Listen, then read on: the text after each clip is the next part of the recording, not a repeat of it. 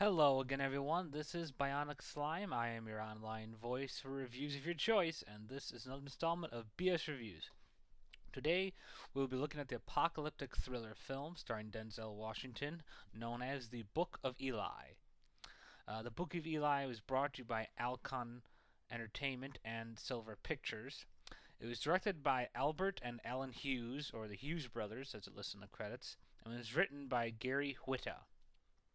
It stars, as I said, Denzel Washington as Eli, Gary Oldman as Carnegie, Mila Kunis as Solara, Ray Stevenson as Red Ridge, and Jennifer Beals as Claudia. The plot of Book of Eli. The world has been devastated, destroyed, and ultimately wiped out by a huge cataclysmic war of unknown proportions, as they never exactly say what happened, only that the world has been devastated in what they refer to as the Big Flash, where most of our simple and more well-known traditions, societies, and books have ultimately all been lost. Some people don't even know how to read, some people don't even know what certain objects, everyday objects, are. Enter Eli, a mysterious badass warrior who has been on a journey for at least 30 years, guided by a holier than thou mission to drop a book off. And no one really knows what's so important about this book other than Eli, and he believes that this book is the ultimate power in order to save humanity. During his journeys, Eli meets a man known as Carnegie, a man who runs a town and basically owns all the properties, people, and water supply. He is also looking for the very same book that Eli is carrying. So he sends Solara, a girl who works for him, to try and charm the book out of him. But when she doesn't, and in fact decides to join Eli on his quest, Carnegie decides to send his entire brigade of goons, hijackers, and bounty hunters after Eli in order to kill him and take the book and gain what he believes will give him ultimate power over all the rest of the world so that he can control many more towns and many more people. And it is up to Eli and Solara to stop Carnegie and fulfill his 30-year-long quest. Review of the plot.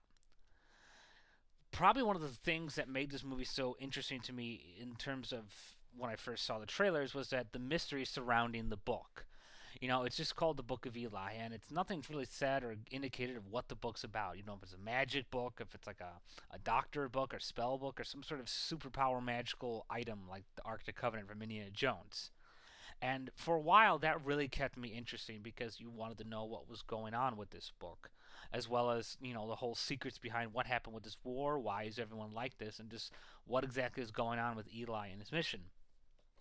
Unfortunately, when you actually sit down and see the movie, you soon start to realize that the secrets that are ultimately revealed are either barely revealed at all or revealed with poor results. It's very difficult to talk about this movie because without giving away what the book actually is and what it's involved, it's hard to talk about it. So let me just put it this way. Whatever you guys think it is, it's not what you think it is. In fact, it's probably less than what you think it is. Because this story, while starting off very cool in the whole Mad Max, Dark Lone Warrior, in the Lost Sands of, devastation storyline, was really going good, but then when you finally find out what the book is and what everything's all about, you're realizing that this movie is very, very preachy. Again, I'm not going to give you all the details. Let's just say it's a very preachy film and that it's kind of shoveling a particular message into your skulls a little too heavily and a little too thick.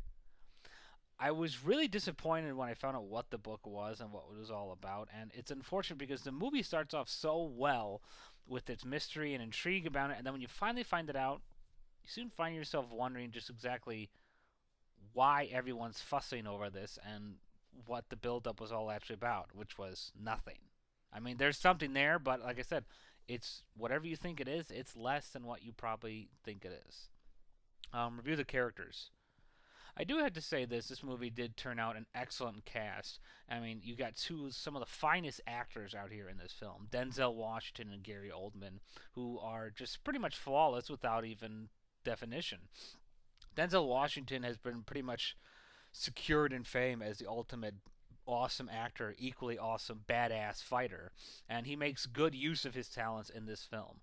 He's very compelling, very deep, very serious, and the violent action that he actually dishes out to the scum that try to hijack his book and harm others. It's really quite impressive that it's so brutal and visual, and it just didn't seem like the kind of movie I would see Denzel Washington in. But he did a fantastic job here, and I think he was very, very serious with it. I mean, he took it extremely seriously, and he definitely gave, as always, a very good performance. I love Gary Oldman here as Carnegie. He did play a typical kind of boss man like villain, but he had a really distinctive look to him, and I really liked his approach to things, how he treated the character and how he acted with the character. I mean, he always does such good work, even when the material isn't that great, like in this case. Like, for example, like I said, when you find out the truth about the book, the whole fuss about it just seems kind of lackluster. But Gary Oldman managed to make it very impressive and very convincing either way. Mila Kunis was weird again in here. She keeps getting cast in these weird, random off roles. I mean, roles like Forgetting Sarah Marshall and Extract, that makes sense. But movies like this and Max Payne, they just don't fit with her caliber. I just don't think she fits in here. And it didn't really fit any better when she acted here. I mean, she's not bad, but it's just like she doesn't belong here. I don't think her talents and her physical appearance are being used effectively in a movie like this. Jennifer Beals was okay. She wasn't in there as much. She had a good job, good role for when you saw her. Ray Stevenson, who I ultimately hated for in the Punisher Warzone film, that movie was just so bad. I'm sorry, but I hated it. And he was all right in here as Red Ridge. I would have thought his character would have been developed a little bit more, judging by how much time you see him. But I mean, like I said, it's all around average, I would say. I mean, aside from Denzel Washington and Gary Oldman. Review the cinematography and music. This is by far the best aspect of the film, without a doubt, over the acting, story, everything. This movie looks so freaking awesome and sounds so cool. They really did a marvelous job creating this really dark, dingy, sandy atmosphere where the world is destroyed and there's just no one but scavengers and vultures around trying to rob you and kill you blind. There's so many good scenes with the desert and the camera. It just looks so much more alien and more disturbing, and it really sets a tone of the movie. I love the music. It set it up so beautifully and just had an excellent score, so deep, so rich. I've never really seen a movie where the music and cinematography pretty much overtook everything else, but this is definitely one of those films. It really was just a beautifully scored film that really had a great tone, a great look, and a great feel to it. And I really felt that that was the best aspect about the film, the music and the cinematography. Flaws about the film. As I said before, this movie is far too preachy, and the ultimate secret that you revealed about the book and that are just pretty much kind of disappointing. Another thing that bothered me about this film was that it really set it up into such a perfect film. I mean, you had the ultimate territory set up with this Mad Max Warrior thing, slicing through bad guys and that. It really looked great. But once you get into what the secret of the book is, everything just kind of takes a backseat. And even the things that are supposed to make sense in the movie don't. It's kind of like the ending to the Silent Hill movie. My friend says, I understand it. I get the ending just fine. I just don't like it. And that's what the problem was here. I just didn't like what they were trying to say with this movie. I felt it came off way too preachy and way too much expecting of you to take it on face value alone.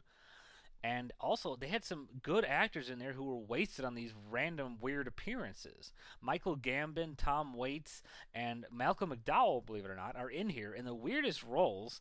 And they're, in my opinion, far better actors than most of the people in here, aside from Denzel Washington and Gary Oldman. And they get stuck in these weird random roles, and it just ultimately doesn't save anything. I mean, this film looks and sounds beautiful, but everything else just pretty much comes apart at the seams once you get down to the heart of the matter. It's kind of like reading an old book. Like, you're reading, you're really getting good into it, and it's getting so good, and then all of a sudden, there's a giant big coffee stain on the page where everything's supposed to make sense, or the pages are missing. That's pretty much how this film feels. Not that you're missing the information, it's that the information that's gone isn't really that worth it. Final wrap up. I really had high hopes for this film, and I thought it looked really inventive and cool. And it had fantastic performances from Denzel Washington, Gary Oldman, and acceptable performances from Jennifer Beals and Kunis in that. But ultimately, this film was just a disappointment. It started off with a great premise and excellent visuals and violence in that, and it really had a good thing going. But once you got to the heart of the matter and found out what the truth about the Book of Eli was all about, you find out that it just was ultimately a really big, fat disappointment. A beautifully shot disappointment, a well acted, well scored, and written in terms of the dialogue disappointment, but a disappointment nonetheless. Bottom line, I give the Book of Eli 2.5 stars out of 5. Well, that's all for now. This has been Bionic Slime for BS Reviews. Thank you all for listening, and goodbye for now.